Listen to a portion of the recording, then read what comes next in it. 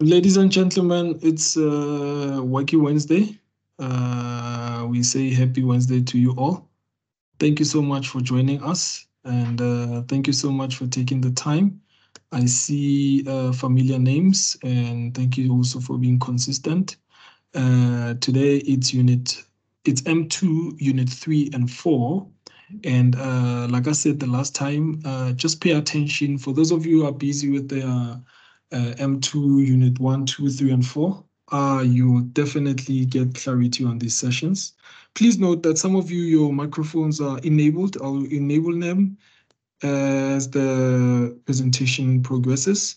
Feel free to raise your hand and also to write on the chat box, and then we'll definitely answer your questions. And over to you, Dr. Host. Awesome. That's it. Excellent. And thank you to Tumelo and Anzani who are going to be in the lobby, because usually when I start the presentation, well, then I can't see anything. So then they've got to be in the lobby to let people in. Thank you for joining us. I see a couple of familiar names and a couple of new names, which is always good. All right. So today we kind of, just to kind of rehash, when we started on M1, we really built a basic chassis and we introduced the basic programming. And then in Unit 3 of M1, we did, we did the navigation. So just forwards, backwards, left and right, basic functioning, and then basic structure. And then we added to the structure with our passive attachments. Remember the bumper or the plow or the sweep. Okay. So yesterday we kind of said, all right, how do you then uplift or make the functioning of the robot, so the programming of the robot, a bit more intelligent or complex? And so we introduced sensors, and we said, well, with sensors, it allows the robot to make decisions and to repeat certain things. And so we introduced the color sensor. No, first we did the touch sensor, then we did the ultrasonic sensor, and then we did the color sensor. And the color sensor, we said, was then to detect lines or detect colors, to follow lines and to follow colors, and then also to detect colors. All right. So today we're going to deal with not the function, but the form of the robot. And the form of the robot is also improved because we're going to add powered attachments. Now, powered attachments are any attachment that can be powered. So you can write the program to program the functioning of the powered attachment. But obviously, it must be attached to a motor. Otherwise, you can't program it. Okay, so powered attachments must be attached to a motor. And gearing just makes it a much more efficient movement. All right, so before I get started with my content, and my cat totally destroys my presentation here, I've got a couple of robots that I want to show you so that you kind of understand where does gearing fit in. So the one robot I'm going to show you is Mozart. And now I'm just wondering whether you can actually see this. Let me just take this piece off, then you can see it better. So this is on the front here. This is a powered attachment. It kind of moves like this, all right? And this attachment will fit onto the front of it, but will be motorized. And now this cat is going to come in here. Okay, so I just put it on, and you just see this here. So as the motor turns, the arm can go up and down. All right. So obviously you want more control. If you just attach it to a motor, it'll just fall. But if you've got it geared and meshed, you've got control to bring it down and bring it up. Okay. So that's one of my first points that I want to make. When you start programming your powered attachments, you have to use time, all right? Because time passes, and you might not start at exactly the same place, which means your number of rotations may not be exactly the same. And so for a more efficient and effective robot movement, please use time. So in seconds when you work with your powered attachments. All right, so you see this one goes up and down, and here you can pin in anything. You can pin in a attachment onto the front of it. All right, so that's the gearing of powered attachments. Okay, that's the one issue we're going to raise. For gearing, there are a number of powered attachment models that you can build, and this is one of them that my team built, and it was supposed to lift something up. But of course they designed it. But what's more important is they used the bevel gear. So there's a gear and there's a gear, and this one is attached to this one here. Can you see? And this one is attached to another gear, which is attached to a motor. All right. So there's a transfer of movement. So keep that in mind. It's not just a gear on a motor, it's a gear to transfer movement. Okay, so that's the second concept I wanted to show you. The third concept I wanted to show you is a thing called the dog gear. And so this is Mario the robot. Now, Mario the robot has at the bottom here two motors up there attached to the wheels, which is fine. But Mario, you can see on the front here are two knob gears, all right? The knob gears are attached to media motors, which are embedded inside here behind the color sensors, okay? And the cool thing is it allows the teams to attach attachments onto here with gears so that the gear transfer allows the change of movement. The motors themselves are embedded inside the robot. And these with the knob gears, if you attach something on the front here, it'll transfer the movement. Okay, please don't think you're lost. I just needed to introduce three concepts of where we're going to go today. All right, so let me start my presentation. And then one of my teams are going to say, yes, they can see. Okay. All right, I'm just asking Tumelo or Anzani to shout. Can you see? Yes. Yes. Okay. From the top. All right.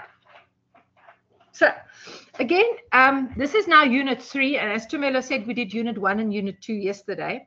And when we're done with this session, I'm sure Tumelo again will show you on M2 where you allocate the overview document. All right. The overview document's got a whole lot of information in it. And gearing has got 7 objectives, and powered attachments got 7 objectives because it is that important. And so if you're a teacher and you're looking for content to teach, I would even say you can do gearing over 3 sessions and you can do powered attachments over 3 sessions. So you would really have 6 lessons there. It is important that the learners can do it properly, because if you have powered attachments that are effective and multi-purpose, then I think you've got a good learning experience. All right. So for the first part, we're just going to do the gear models. I'm going to show you the gears, and the gears are in your robotics kit. And then in the second part of unit 3, I'm going to introduce you to powered attachments. And I love this video, The Wonder of Mechanics of Gears. And if we have time, I'll put it on. But you need to watch it to understand how awesome gears are. If you can effectively use gears. Gears are not just something nice to have. It is really makes it more efficient, makes it more effective, and it just makes your robot functioning more reliable. Okay, so let's just go to the gears. Now the gears are those little things, those little round things, you know, in your robotics kit. I'm going to put all the pictures up. Yes. Okay. So so over here, there's a gear that rotates. All right. It's got to rotate because it's attached to a motor, okay? And the motor rotates, and it's usually attached by means of an axle, okay? So why do we use gears on robots? Well, we sometimes need to change the speed, the torque, or the direction of your power source. And an example is the rack and pinion. So this, you can see this pinion here is attached through this brick by an axle, all right? So the axle is going to turn. All right, now watch. If you turn the red little gear, the rack is going to move left and right. Okay, so by that very process, you have converted a circular movement to a linear movement. And I just want to pause here and say it's really good. I'm going to show you some books. There are some really cool examples of gear models. And what's just fun sometimes is to give each learner or group of learners a model to build, a geared model. So whether it grabs or lifts or pushes or whatever it does, let them build a geared model. And there are lots of building instructions for geared models. And then to say, so how then shall you attach it to your robot? How do you attach it to your robot that you actually use it? Okay, so gears are structures. They're determined by the function. So whether you want to go linear, whether you want to increase the speed, decrease the speed, if you want to transmit on a line, so you have a motor here and you've got to get something moving over here. So that would be a gear train. If you have rotation to linear, the example is the rack and pinion. And if you want to transfer with a 90 degree angle, if you turn this one, This one, if it meshes properly, is going to turn. Okay, so I think if learners understand gearing, it's a good start. Okay. And there, of course, are lots of examples. So the spur gear is kind of the round one with the teeth that mesh. The crown gear kind of stands up. I'm honest to say that I haven't used the crown gear much. The bevel gear is at 90-degree angles, and that occurs in several models. And the double bevel is just a sturdier gear. Okay. The worm gear is really cute. The worm gear, it's used in one of the attachments of the Riley Rover. Yeah, it's a good start. It really is a good start, but it needs to be meshed well. And so sometimes you need to build structures that hold the gearing in place so they don't slip. Okay, the meshing must be secured. And then the clutch gear, I think I've used the clutch gear once or twice, but I do need to get more models for that. And then the knob gear. So the knob gear looks like a tap. So get the kids to know that it's a knob gear, not a tap gear. All right, and there's, of course, a lot of things you can use online if you look at gearing in robots, and you can get some good examples. All right. So if you build and I say just build a normal spur train, and then attach a motor to one and then see it move, and then you'll notice that if this one is going clockwise, then this one will go anti-clockwise, and this one again will go clockwise. Okay. And then you change it round and you see the direction and you see it move, and where there's an odd number of gears and an even number of gears, and how the one moves faster than the other one. My little favorite one is a little coffee mule, and I'll get that and show you now quickly. It's just about gears. All right. So again, with the rack and pinion, so the rack and pinion goes forwards and backwards. So again, here is the axle. This is the axle, and the axle is the one that's attached to a motor. Okay. So if the motor turns, the pinion will turn, and by its turning, the rack will move left and right. Okay. All right. The rack moves left and right, and the pinion rotates around. Okay. All right. So what about a bevel gear? A bevel gear, I said, is at 90 degrees, and you attach it to a motor. And there's many examples, but here's the easiest example. So there's your axle. So if you turn this one, that one will turn. And if that one turns, that one will turn. And so you're transferring movement, circular movement, at 90 degrees. Okay. It's really cool. Okay. Maybe when you test your gears, don't go at 100% power. Maybe just go at like 50% power, just to understand what is moving. All right. So there are lots of examples. The gear trains is a good example to work with. The dog gears is really important. It makes for a robot that you can attach multiple powered attachments, and you can pin them on and pin them off. And if you get learners to start designing their own attachments that can fit on the dog gears, that will be really important. I'll give you an example now. Okay, so the spur gears I've explained, the bevel gears I've explained, and then you can just go on and on and on and on. And there's there's a lot of examples. If you have, and I've added some from previous classes, if there are some that you have that you want to share with me, you're very welcome to send us an email on the iSet email. Yeah, and tell me which ones are working for you in your class and which ones are really not working for your class. And it's good to know that. Okay. All right. So we've done the gearing part of it. And with the gearing, really, it fits into powered attachments. The gearing, I just need to make a disclaimer there. We use gearing in passive attachments too, okay, for more efficient structures. Okay, just put that in there. Powered attachments. So a powered attachment is any robot attachment that is attached to a motor. Okay, and you can use gears, but you need some programming. Okay, so if you've got a powered attachment like the gripper, you'll need to program it to go closed and to release. All right, and if you've got a lifting powered attachment, you've got to program the attachment to come up and to go down. Okay, well, there's programming involved. Where do you attach a powered attachment? Well, the powered attachment depends on what you want to do. So if it's in the front, it's going to lift. It can be in the center on the top, but it's just where it's needed. Okay, just important, when you have a powered attachment, there's two connections that you need to get. The one is as a structure, it needs to be secure. So it needs to be attached usually with pins on multiple places so it doesn't flap around. But somewhere along the line, there needs to be a wire for function. So you need to be able to program your powered attachment. And I'll get to that now. Okay, so if you look at the Riley Rover building instructions, and you'll see there is a motor and there is a motor. So you'll wonder, okay, so what does it do? And for this powered attachment, it's a cargo loader, so it lifts up, okay? But by it lifting up, it can also come down. And if you turn that attachment the other way around, then you can also go down and pull or drag. Okay, so that's something to do. And then this powered attachment, the little worm gear, I'll show you a closer picture. It's got 2 spur gears, so it's going together and back. Now, the problem is, if you're going to go too close, your arms are going to cross over each other, and then they're going to break off. That's just what it is, okay? And if it goes too far out, it's also going to break off. And so this is what I said, where you need to have a starting position, and then you go for a number of seconds, and then you go back. Okay.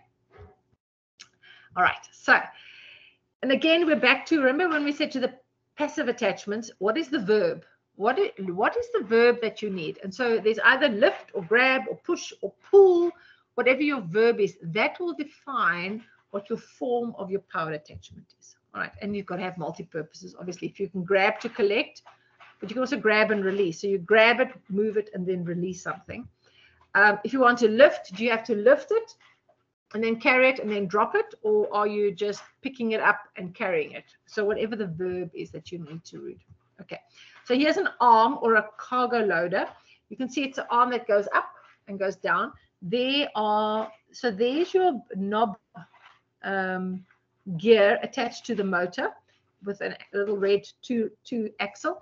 And there's the other knob gear. Now, the knob gears are meshed at 90 degrees. So they're actually making like a bevel gear, okay, at 90 degrees, because that then rotates this axle, and this axle then pulls up this arm. All right. Yeah, so there's your knob gears, and then the arm can basically move this way, this much. Okay, it can't move further than the ground, and it can't go further than the top. It hasn't got a full rotation, and that is kind of where you've got to have a starting position, and then you go backwards. All right. Again, with a gripper, you have a spur gear, okay, but they are meshed with worm gears. So if you look at this one here, there's your worm gear, and there's your 2 spur gears. So as your worm gear turns, your spur gears go in and out like that, and they're connected to your arms, so your arms will go in and out. All right, because they're all connected.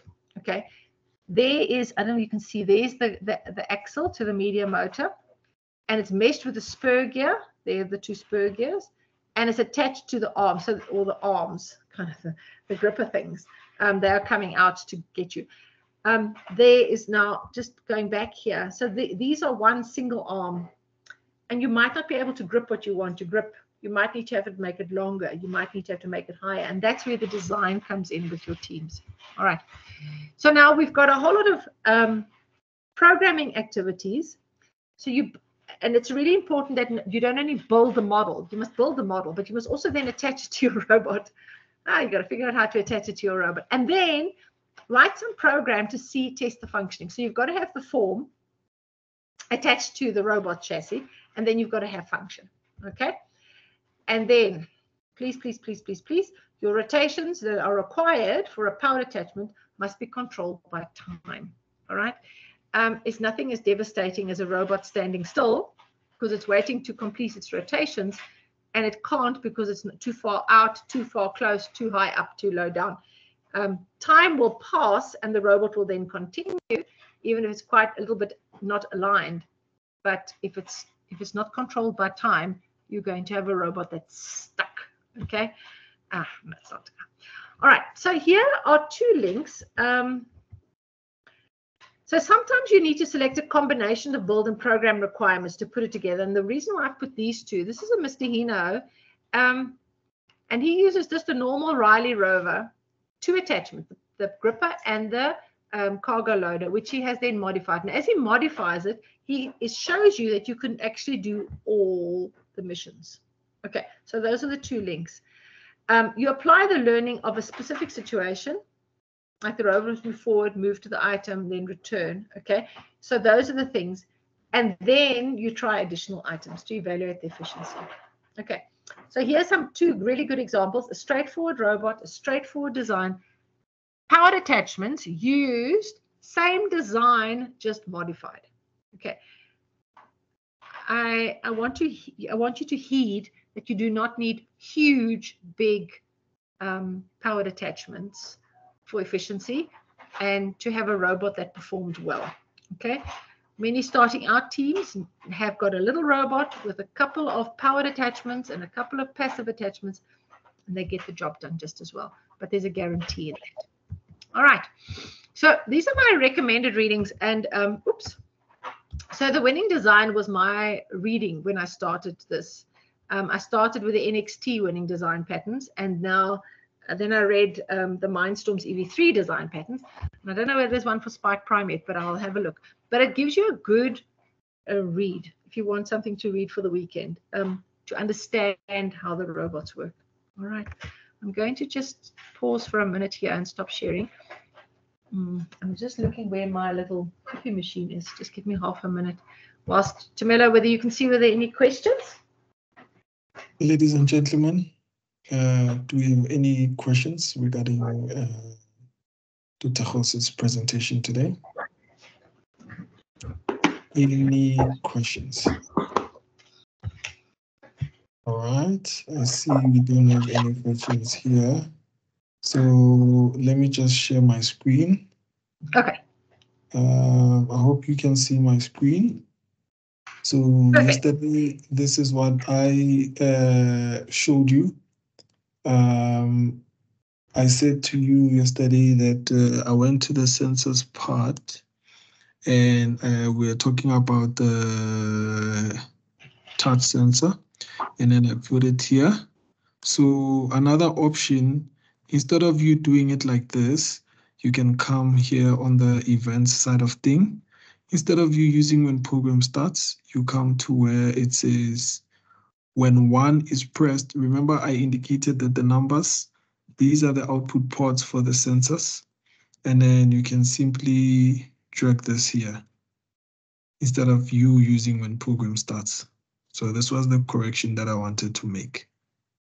Thank you. Well done, Tumelo. Yes, there's many ways to write computer programs. Well done. Thank you. Yep. I think it's just important that you test everything. That's right. That's it. Excellent. Right. So whilst we're waiting for more questions, you'll see this is my coffee machine. And sometimes when we have workshops, I give each of the groups of learners kind of a handful of pieces, and then I make them. So this I can turn this very slowly at the top here. But you see how fast this thing goes. So very slowly at the top, you look how fast it goes there. And the only thing that's happening is here's a gear that's linked to a gear. I don't know where you can see. Oh, where we go. There we go. Okay, so there's a big gear, a little gear, and then it's on the same axle as another big gear. And again, linked to a little gear. So you are making it faster with the bigger gears. There we go. All right. This is my little coffee machine. All right. Only gearing. It's got 3 axles and 4 gears. And so you're already making faster movement. This is nice and slow on this side. And look how fast it's turning, if you can see here. All right. And these are the kind of activities that you can also introduce to your class, just to understand the gearing mechanisms, and then approach that and apply that to your robotics. Okay. So that's I have a lunchbox of pieces. I know there's enough. I know there's enough pieces for all my coffee machines. But yeah, I know we build little coffee machines. Okay. All right. Okay. All right. I think Tumelo, I think we'll continue. And then when we're done, then you can show the participants where to find the overview document. Okay. And now we're going to go in. Yes, Tumelo? No, I was agreeing. Okay, good, excellent. What we're going to do is we're going to now go into a stage where we're going to collaborate, okay? And I need you to also, if you want to contribute, please put up your hand, and Tumelo will allow your microphone. And the purpose of the exercise is to show the distance or what the learning that you have achieved already. Obviously, you have to now go and test it. And obviously, you have to go and practice. That's also fine. But what we have done in the last 2 days is we've introduced sensors. We have introduced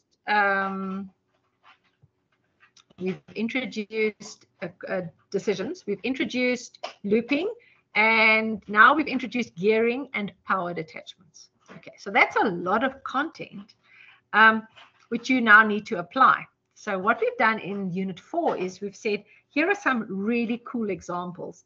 And now we need from you to understand whether you can apply what you've learned. Half the problem-solving quest is to see whether you can see what the answer should be. All right. So on that note, I'm going to now share my screen. And we're going to go to Unit 4, which is a discussion unit. So, ladies and gentlemen, it'll be really great if you can contribute to this conversation. And there we go. Tamelo, can we see my screen? Yep. Okay. All right. So now this is kind of part of your assessment to see whether you can apply what we've just presented. All right. So whatever test or whatever problem you're given, it's really a case of divide and conquer. Put it into the little parts, and then you in increments, and then you program the increments and test it. Then you prove, and then you combine, and then you test. So it's an ongoing.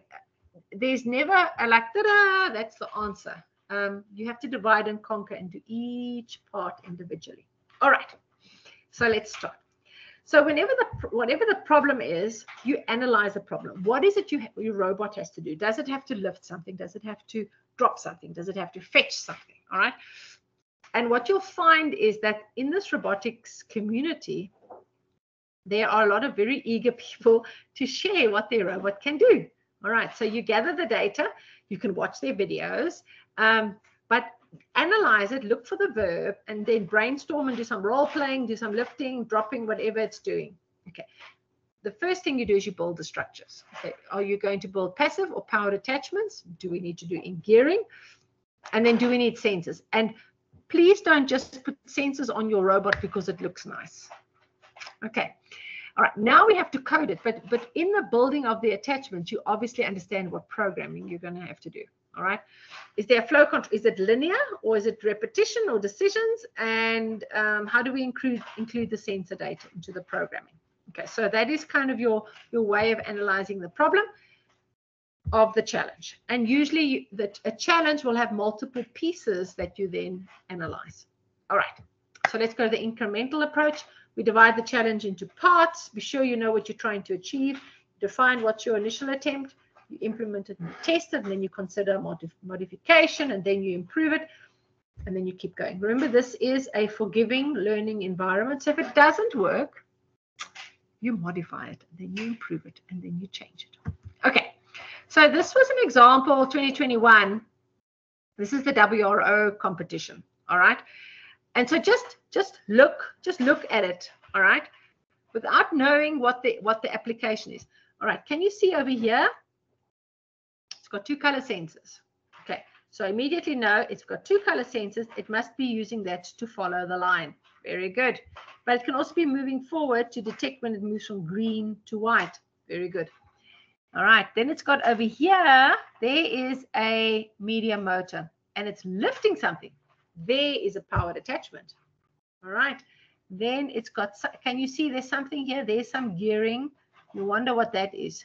Okay, I actually want you to go watch the video. Okay, so I would say it's got something to lift something, and look, it's lifting the loops here. Here is this attachment, and it's lifting the loops with this powered attachment.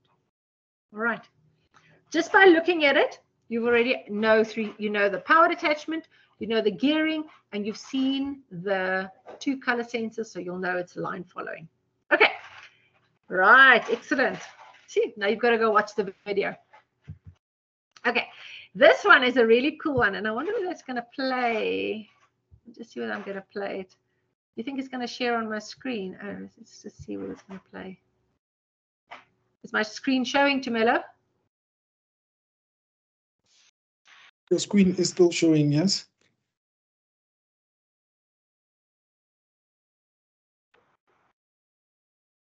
but there's no sound. It's okay. It's just horrible music. All right.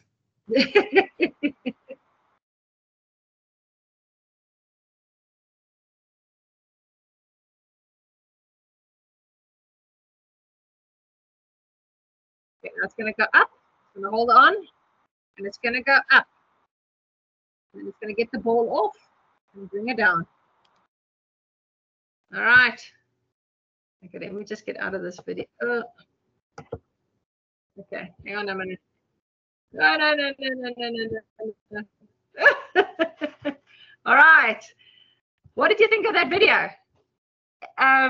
Did you see that it uses the wheels not to go along the surface, although it did that as well, but it was using it to hold on to that pillar and to move up. Okay. Did you all spot there was a color sensor here? So it needs to make sure it doesn't go above red. It's got to go green, blue, and then it goes red. So then it knows it's to the top. Then it had an arm here with a powered attachment, and the powered attachment knocked the ball off. Ta-da. Okay.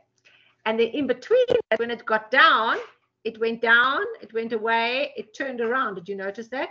And it followed the line. Okay. Maybe we show this video again just now. All right. It's exactly the same robotics kit. This is just a previous version. This is an NXT kit. It doesn't matter. It's an NXT kit, an EV3 kit, a Spike Prime kit. It's the same forgiving learning environment. Okay. All right. How about this one? Anybody want to guess? Okay, now I'm going to leave it open. Tumelo, you must see whether any hands up. What do you think this robot has to do? Any suggestions? Ladies and gentlemen, just raise your hand and then I'll unmute you. There we go. Nick, your microphone has been enabled. Dr. Coase, can you hear me? Yes, we can hear you clearly. Okay. Yes. I see lines, so I'm sure there must be a sensor there. I see the light glowing there. Cool. And there might be, I'm looking on my phone, so it's a bit small, but I see some shapes. So I think there might be a distance sensor there as well, maybe, so it doesn't touch. Okay, yeah, that could be. Okay. Do you notice that the robot's brain is quite highly placed? Yes. Okay, so that would mean the robot would go over these. They were supposed to be solar panels. This was 2014 already. We were teaching kids about solar panels in 2014 already. Yeah.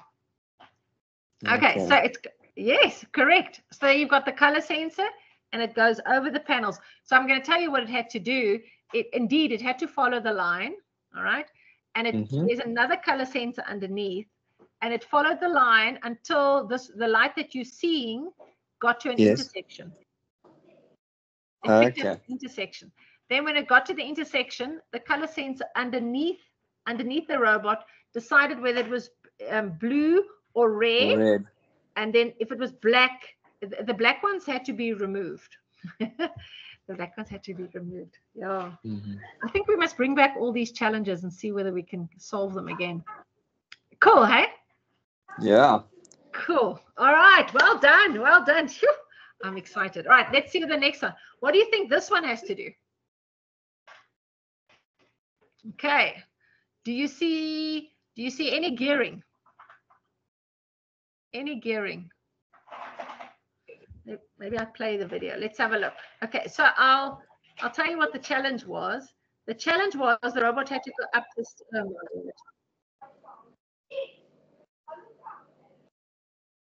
Oh my kitty aunt, get out. Oh, sorry. Oh, right, it had to climb up the stairs.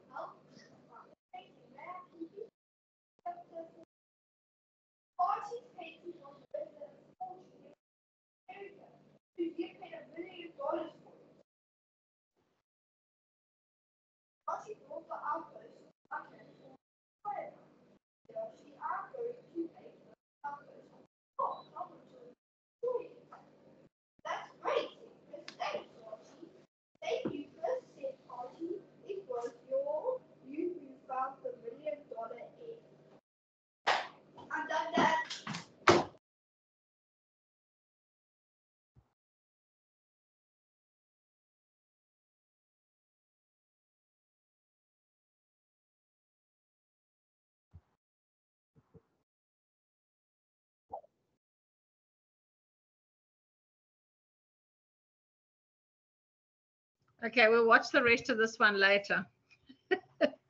Okay, anybody think what this robot has to do? Anybody want to unmute and tell us what it has to do? Ladies and gentlemen, you can raise your hand and then you'll be given an opportunity. I see Nick's hand is also up. Okay, I'm listening. I didn't put it down, but Okay. I would assume that it has to sense when it gets to the step. Mm-hmm. And unfortunately, I came a bit late, so I don't know all the gear names. So, that's fine. But there's hectic gearing. Can you see that? Yeah, there's a lot in the middle, on the tracks, in the front and the back. And just to irritate everybody, it had a ping pong ball. Initially, it was a boiled egg, but we lost too many eggs in the competition. So they eventually said, let's just use ping pong balls. Okay. So just for briefing, this was a 2011 WRO competition. It had to climb 5 stairs. And with every step that it went up, the height of the step doubled. And then it had to reverse down again. Sure. Okay. So it got points for that. If you watch the end of the video, the actual winner who won the most points on technicality was this team that decided they'll go up 3 stairs and return again because they were able to hold on to the egg.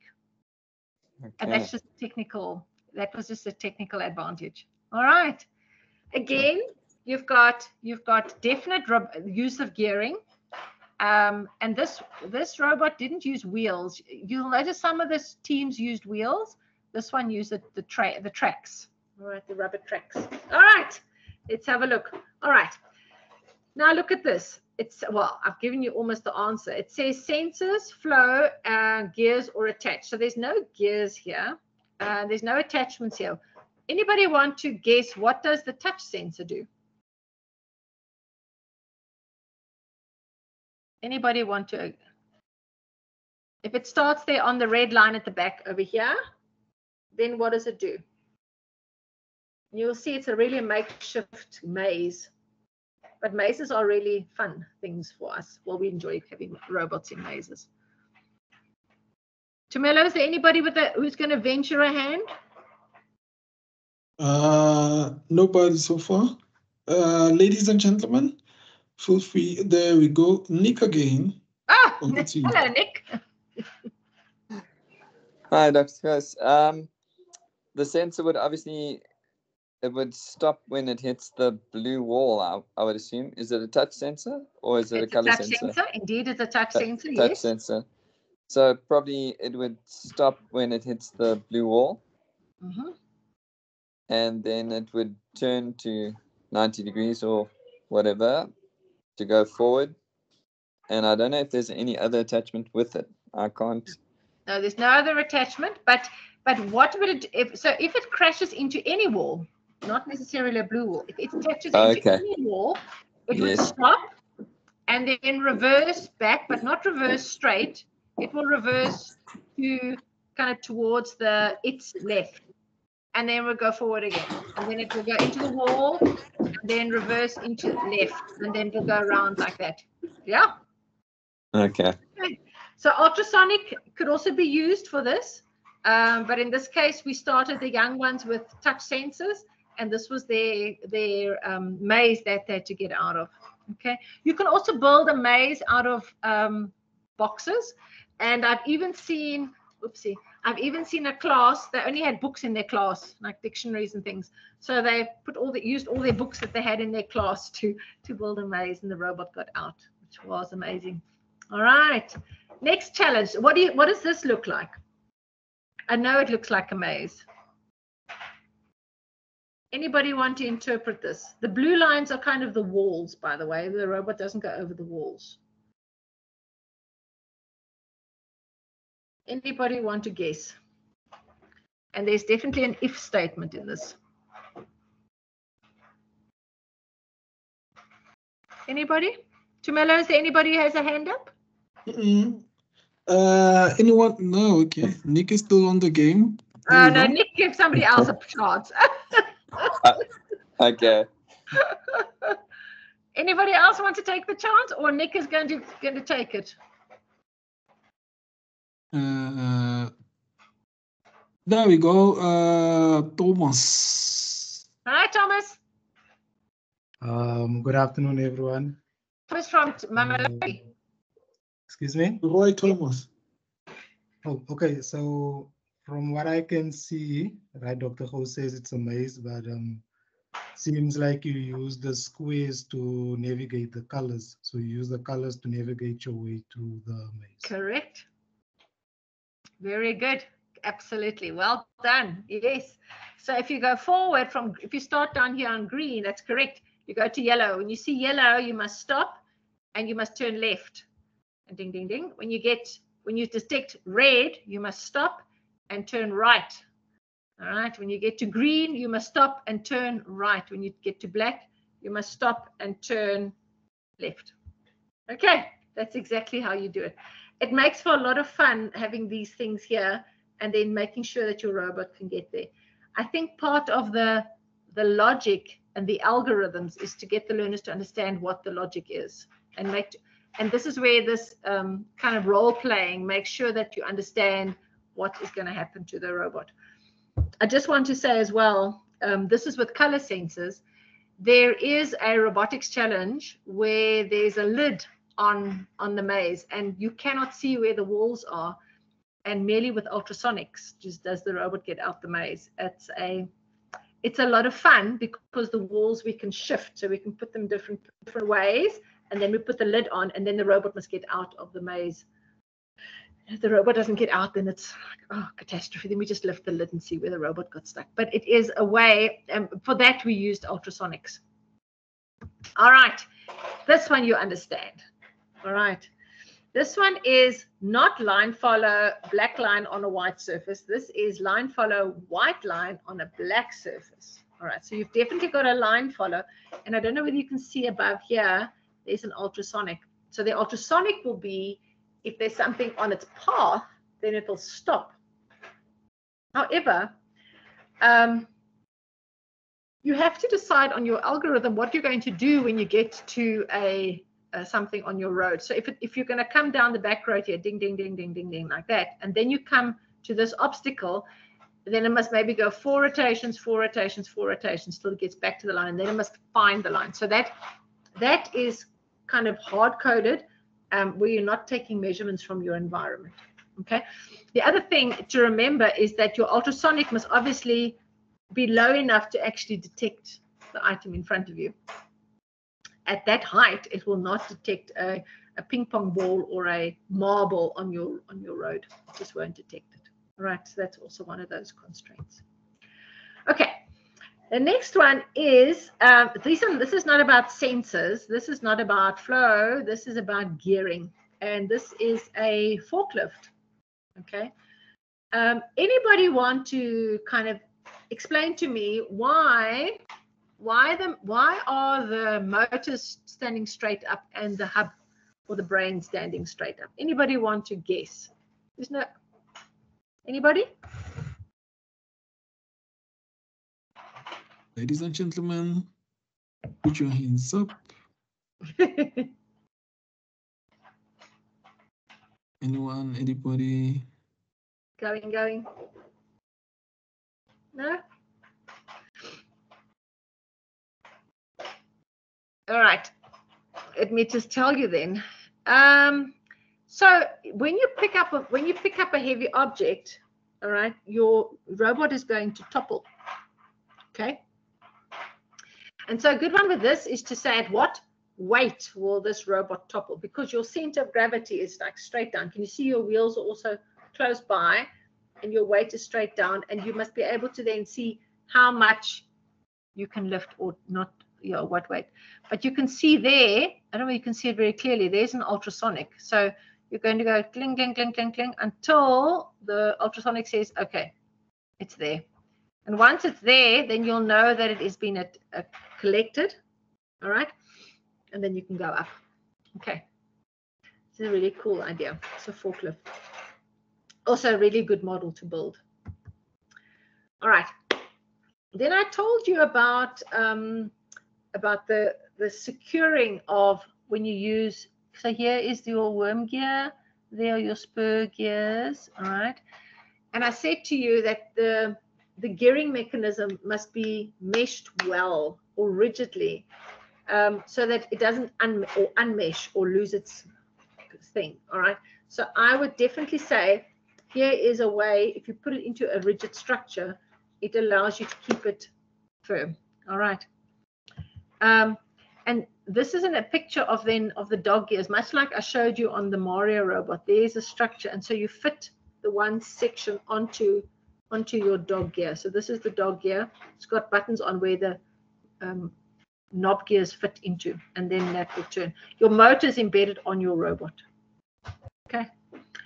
So you'll find in your notes there's a whole lot of really cool attachments. Okay, there's a touch sensor, there's a color sensor, there's a line follow.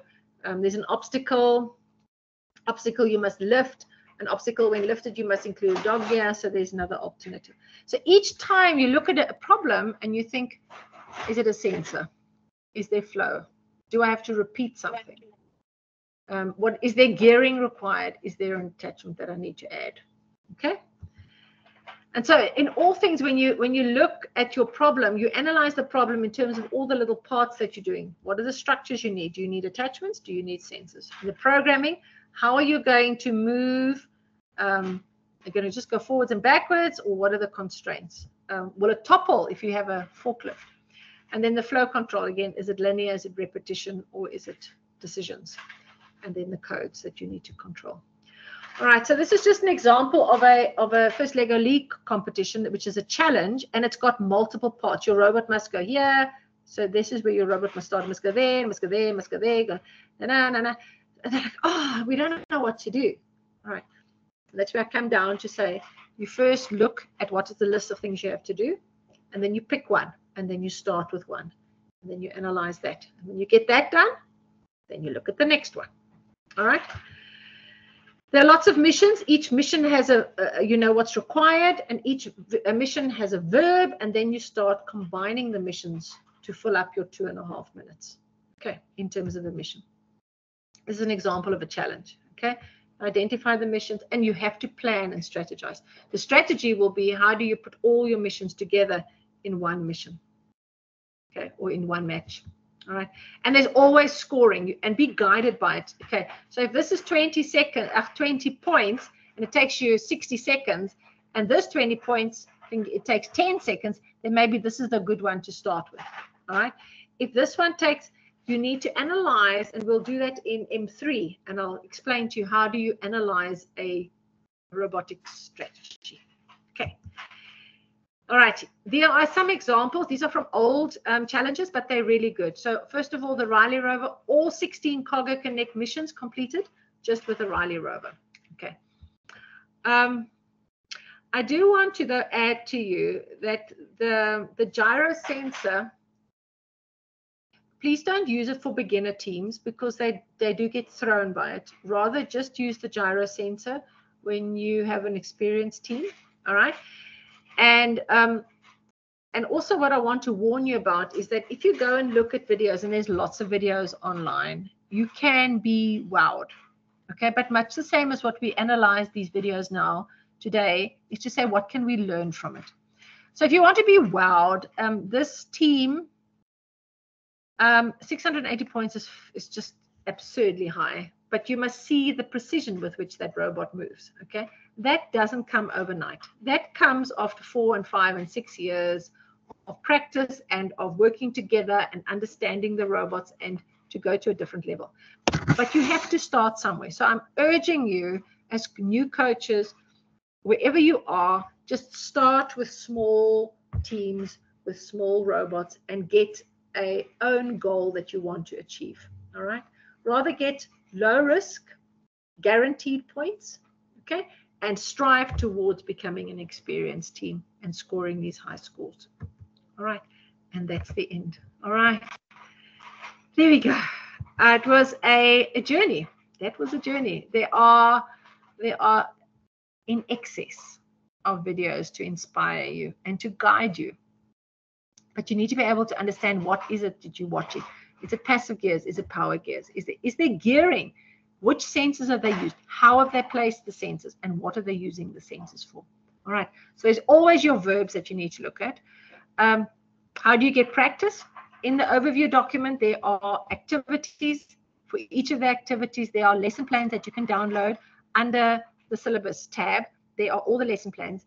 If you are using something and you want to give us some additional resources, we'd love to hear from you. We'd love to know. We've just given you a first attempt at a lesson plan and activities, but we'd love to add to that. We are also we're busy with that. We are mapping known tutorial sites. So the tutorial sites that we're going to map to this is the Spike lessons, the EV3 lessons, or not Spike, the Prime lessons, the EV3 lessons, and then Build to Do 35. We're busy mapping that to enhance the teaching of M1 and M2. And when we've got that, we will let you know. That is the plan. Okay, and then there's a whole lot of other things in the pipeline. But we want to support you, because the only way we're going to get competent and confident learners is, thank you, is if we have competent and confident coaches. And so you need to know where to go to. And we never claim to have all the answers. And please don't claim it to your learners. But we do know where to go and find their answers. And we have an amazing team. We'll work together. We'll figure it out. And if we don't figure it out, we will ask somebody who can maybe guide us. Yeah, every challenge, there's multiple ways of doing it. There's multiple ways of solving problems. And just as an example, if you think how many teams all do a single challenge, like the World Robot Challenge or First Lego League Challenge, or even if you look at on M3 on the virtual gear, everybody's got a different approach. Everybody is solving the problem as they think best. And sometimes that is just good because there's a good learning experience. Yes, some teams find their good solution from learning from another team. That's awesome. You learn by doing. All right. Any other questions? Anybody, Tumelo, anybody that's asking questions? There's no hands yet, but I see on the chat, okay, there's a hand, but on the chat here, Yes. Nani says I just registered, but I need to update my profile. Well done. You just and I've enabled your microphone, Nani. Okay. Let's go for it, please. Nani Malapela. Your microphone has been enabled. There we go. Okay, good afternoon, colleagues. Good evening, Hi. Doctor. Hi. How are you? We're very well, thank you. We're very well. Fine. Very, very new in this space. I started with you yesterday, though I came in once the session was already running. But I'm so happy to be exposed in this kind of an environment. And I'm actually somewhere here and there. I need to get clarity. Like the purpose of the training is to empower us in the coding and robotics, so that we can empower other people. The other thing that I wanted to understand is at what level of coding and robotics are we on right now? And then from my work background, I'm a teacher. I'm a subject advisor for mathematics in the district office. We were just introduced to the space with little knowledge, and I saw the opportunity here and I wanted to grow with this project. But I need to understand in terms of level, in terms of understanding the objectives and how best can I make myself a better person. I need to definitely make myself a better person in coding and robotics, but I need to start somewhere. Okay. Because most of the questions you're asking, I was like, by the way, we were trained, but it was very, very, very theoretical more than practical. So being practical, and so I'm happy you're adding theory and practice to explain where does what comes in.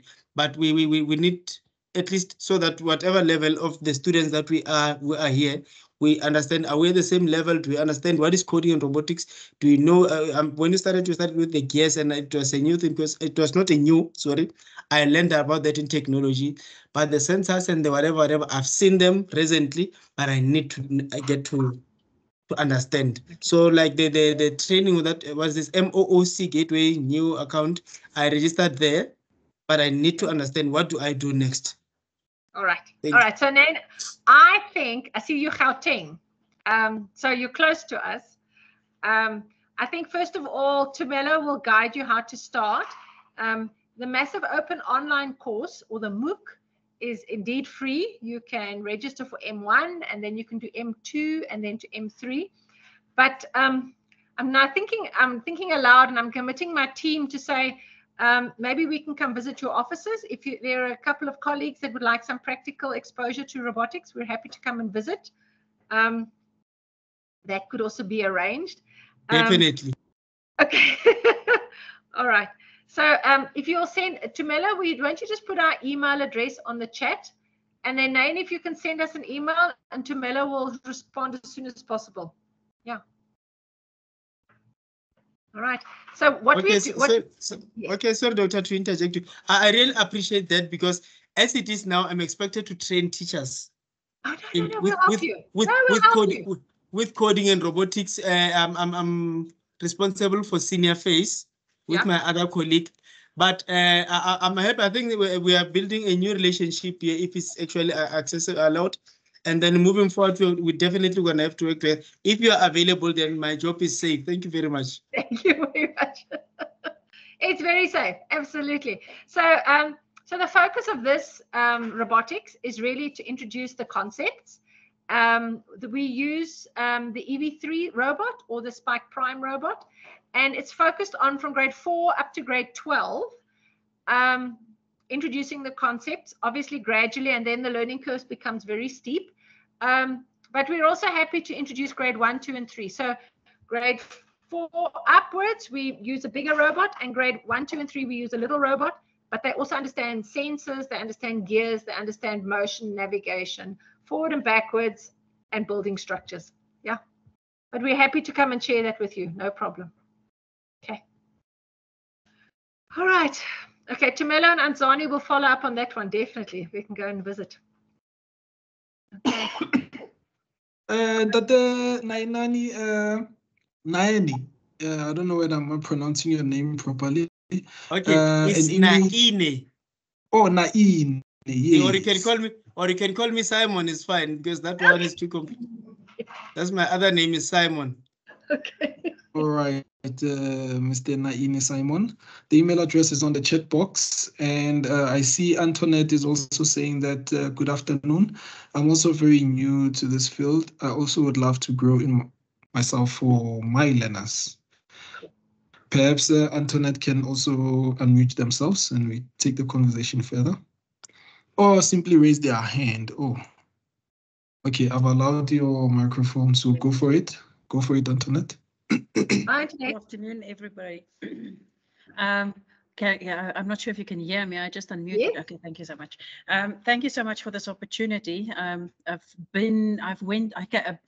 visited your session last week, the first one, but due to invigilations of the exams in the afternoons, I missed every session thereafter, and I just signed in now by the cat's whiskers breadth of end of the session. So for me personally, I've been learning and exploring and finding out, and this is the first opportunity that I actually got to get involved in the MOOC session. I've made an exchange rate with a student for to buy the EV set from him by means of in the olden days, you exchanged a cup of sugar for 2 eggs or something. So I did maths extra classes for his EV set he's not using anymore, so that I can learn from this process. So I went through the MOOC session yesterday, or the thing, because I saw I missed the meeting due to the fact that I was invigilating until 5. And then I saw, there's recordings, but I don't know where to go find them. I looked at my session. I did a pre-test last week, but I didn't went any further. And this holiday coming, it's me, myself, that EV set that is looking at me in the box, as well as the recordings that I want to go to. So I'm very excited about what I've just seen when I came in. And I'm a maths teacher for grade 11 and 12 at Tom Nadia and Polokwane. And at my old ripe age of 124, I've started to grow and learn in the technology, and I've enhanced myself in such a way that I actually scare myself slightly at my old age about how technology is working. So I would love to be able to take my children further than just the basics. Yeah. So, awesome. Antoinette, welcome to the club. Welcome to the community. Thank you so much. We are going to share the learning. Very exciting. It's even more exciting. I think Tumelo and Anzani, you must correct me. Isn't Polokwane on our August list or July? First week of July. Oh, so I'm very excited. I'll start brewing some fabulous beans for you to make super coffee to get your energy levels to the super level of where mine is. There we go. So that you'll actually meet the team. They're coming to Polokwane. Yeah, that would be so great. We've just had a planning meeting, and I thought that is ringing a bell. Awesome. Awesome. Yes, no, nice. So just you haven't missed anything. You've missed maybe this round. But Tumelo will also we have a YouTube channel called iSet UNISA. Tumelo will put the link on the chat. And yeah. So all the previous recordings are there. It obviously differs every season we do, and we do this 3 times a year. But you're welcome to join those sessions. I also, Tumelo, have you put the link on for your QA session yet tomorrow? Friday. I'll put it shortly. Okay. So Antoinette, if you're really struggling, Tumelo and I host a Q&A session every Friday at 3 o'clock. Same link, same time, and you're welcome to ask as many questions as you like in that session. Okay. No, I definitely would like to. Yes, thank you. Because I was going to use all my technology stuff for the National Teachers Award this year, but they said I have to wait 2 years since I was already on a national level last year. So now I have to wait 2 years before I can play again. But when I go back, I'm going to go the ICT route, and I'm going to go with a bang. And I want to now. Okay. I'm ready for what's coming. Yes. Okay. Super. Good. Thank you. Good. I appreciate everything so much. You're welcome. And you're welcome in the session. We're going to do I think this is M2, and then we're doing M3 in July. So we normally hibernate in July, but we're doing M3 the last week of July. So you're welcome to come and join that session. Okay. Thank you so much. I will. Excellent. All right. Tumelo, just your QA thing. Yes. What about it? Sorry. It's on the chat. Sorry. Oh, there it is. It's just popped up. Thank you very much. And I see someone on the chat says in the YouTube channel I found previous year's recordings. How can I access this year's recordings? Are they not being posted? I think it's a matter of us just double checking there. Okay, we'll my team will just check whether whether everything's available, I believe. Okay. Right, no problem. Thank you. Thank you, team. All right. There are Anything no more else? hands. There are no more chats. Nothing. Everyone seems to be sorted. No. Hey, you look so disappointed. Oh, no more questions. Okay. All right. So really, you are now at M2, at the end of M2, and you really are, you're aware of, at least it needs practice, but you are aware of the chassis building, the programming, the navigation, and passive attachments. And all the examples are in your overview document. And then M2 is then using the sensors, the touch sensor, the ultrasonic, and the color sensor to implement flow control. And your flow control is then linear, decisions, or looping.